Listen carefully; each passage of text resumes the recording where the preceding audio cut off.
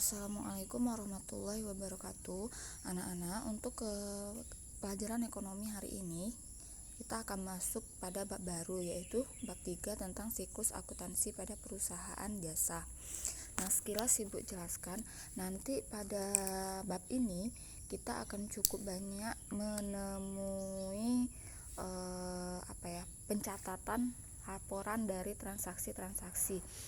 Nah, untuk kelas 12 ini akan ada dua jenis perusahaan, yaitu yang pertama perusahaan jasa dan nanti yang kedua yaitu perusahaan dagang yang akan kita pelajari di semester 2. Nah, apa itu perusahaan jasa? Perusahaan jasa ciri-cirinya itu dapat kalian lihat di LKS. Nah, silakan kalian baca. Yang jelas perusahaan jasa adalah perusahaan yang bergerak di bidang jasa atau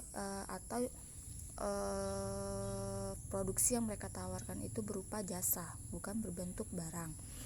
Nah, di dalam transaksinya nanti untuk perusahaan jasa ada beberapa istilah dari bukti-bukti transaksi yang dipakai dalam deskripsi transaksinya. Contoh, bila nanti di dalam transaksi ada menggunakan kata faktur, itu artinya transaksi dilakukan secara kredit, baik itu pembelian ataupun penjualan.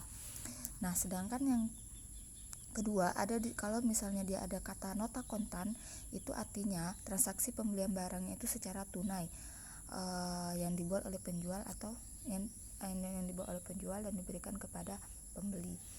Nah, itu biasanya istilah-istilah yang sering keluar di transaksi. Jadi nanti kalau misalnya dia tidak ada kata kredit tapi dia ada kata faktur, itu artinya transaksinya dilakukan secara kredit. Itu mohon diingat. Nah, selanjutnya di dalam perusahaan jasa pencatatannya nanti akan dikenal dengan mekanisme debit dan kredit. Nah, ini tolong kalian pahami. Silakan juga digarisbawahi mungkin di LKS kalian, debit itu apa dan kredit itu apa. Kalau debit merupakan penambahan akun harta dan beban.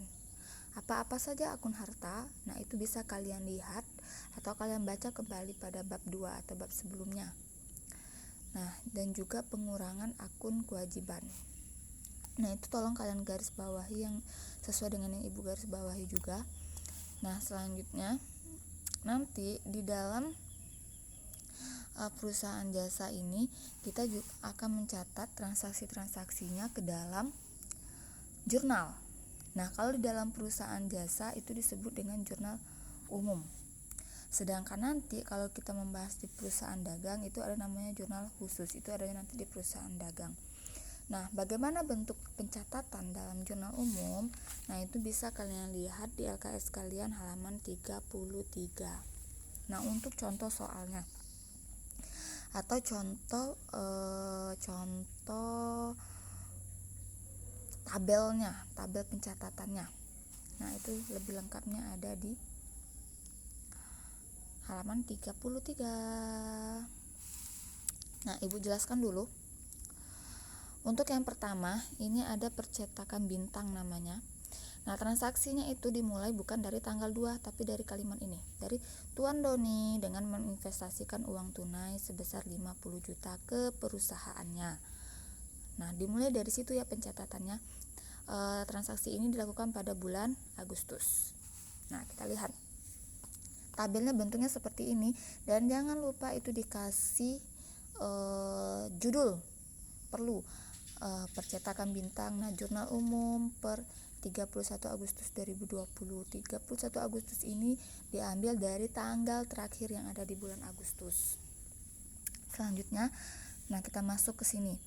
Tanggal. Kita buat dulu bulannya. Agustus, tidak pakai tahun tak masalah. Tanggal 1.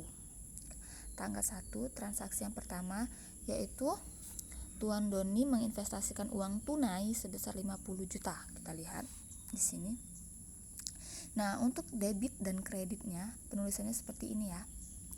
Nah, karena Tuan Doni menambahkan uang tunai, maka yang berada di debitnya adalah kas 50 50 juta.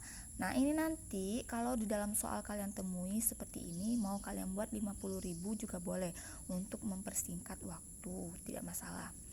Nah, kalau di contohnya ini mereka membuatnya lengkap 50 juta. Dia memasukkan uang tunai sebesar 50 juta, maka kas 50 juta, dan untuk dikreditnya adalah modal Doni. Artinya di sini Doni mengeluarkan uang untuk diberikannya kepada perusahaannya.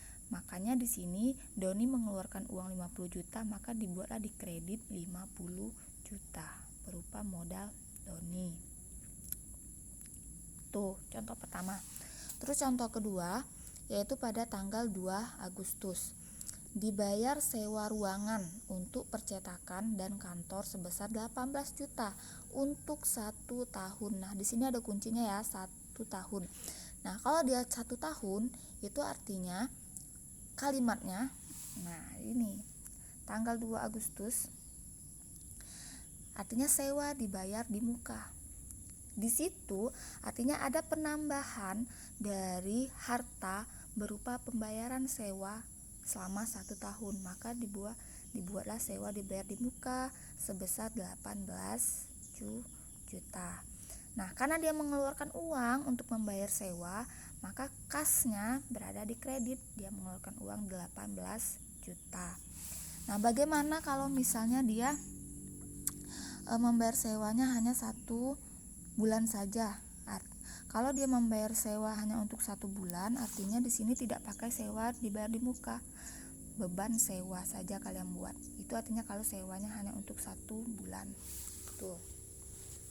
Kemudian selanjutnya untuk tanggal 3, dibeli peralatan cetak sebesar 20 juta dibayar secara tunai. Nah, kita lihat tanggal 3. Tanggal 3, peralatan cetak ada di debit. Kenapa? Karena mereka menambah harta berupa peralatan, maka peralatannya berada di debit.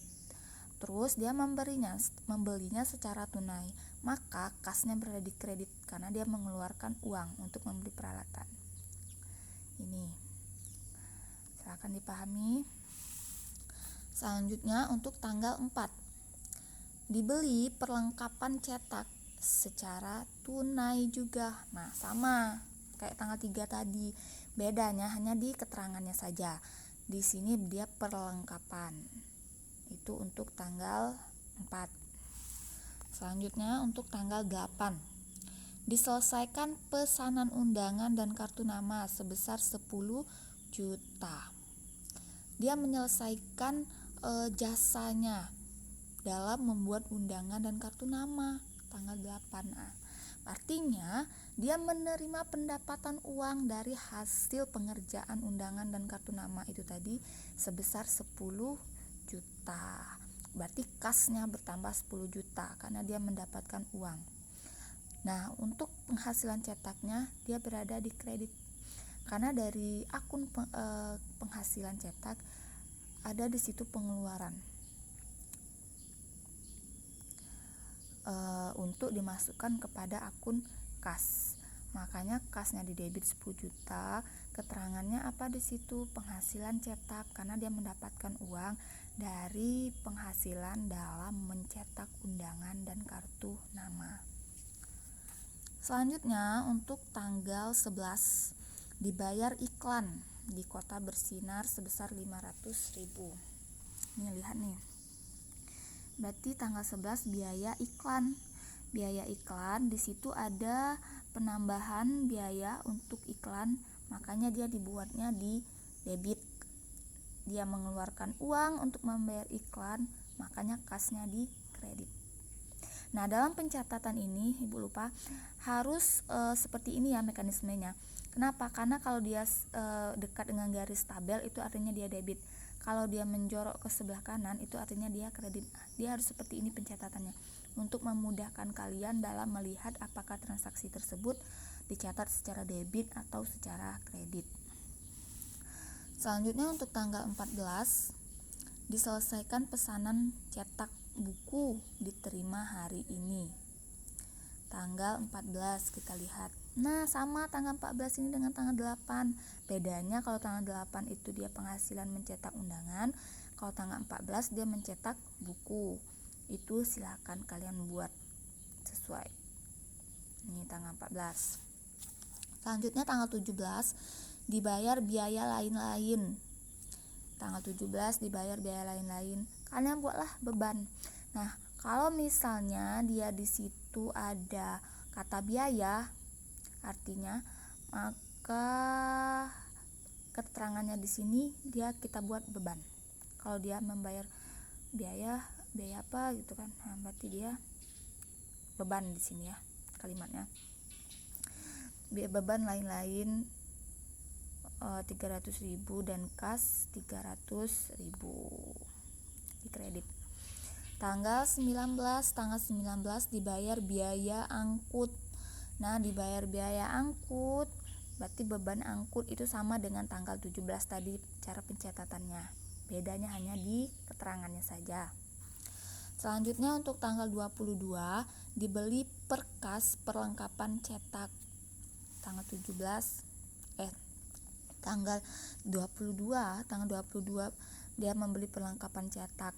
Nah, karena di sini tidak ada keterangannya, dia mengatakan secara debit atau kredit, maka itu kita anggap tidak ada keterangannya secara tunai atau secara kredit, maka ini kita anggap secara tunai.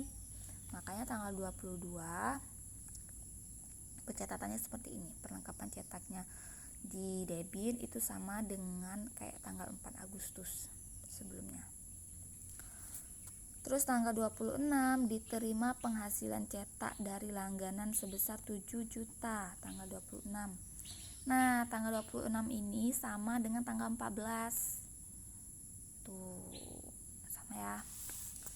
Terus tanggal 27 dibayar gaji pegawai 6 juta untuk 6 orang. Nah, ini tanggal 27 pencatatannya seperti ini. Ada di situ penambahan uang untuk akun gaji pegawai, makanya gaji pegawainya di debit, dan dia mengeluarkan uang untuk membayar gaji, maka kasnya di kredit. Terus tanggal 29 untuk memajukan usaha dibeli secara kredit peralatan cetak. Nah, tanggal 29 untuk memajukan usaha dibeli secara kredit peralatan cetak dari Harapan seharga 10 juta. Kita lihat tanggal 29. Tanggal 29 dia membelinya peralatan cetaknya secara hutang atau kredit, maka peralatan cetaknya di debit, nah di kreditnya itu utang usaha. Bedanya kalau dia membeli peralatannya secara tunai, maka yang di kreditnya itu adalah kas. Contohnya kayak di tanggal 3. Nah, itu adalah secara tunai dia membeli peralatannya.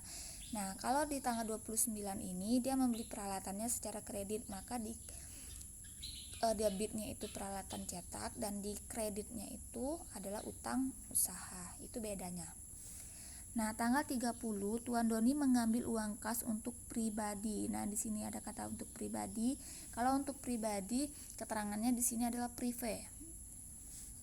Nah, privé di sini karena dia akan memasukkan uang untuk akun Tuan Doninya, maka privénya itu ada di debit. Nih.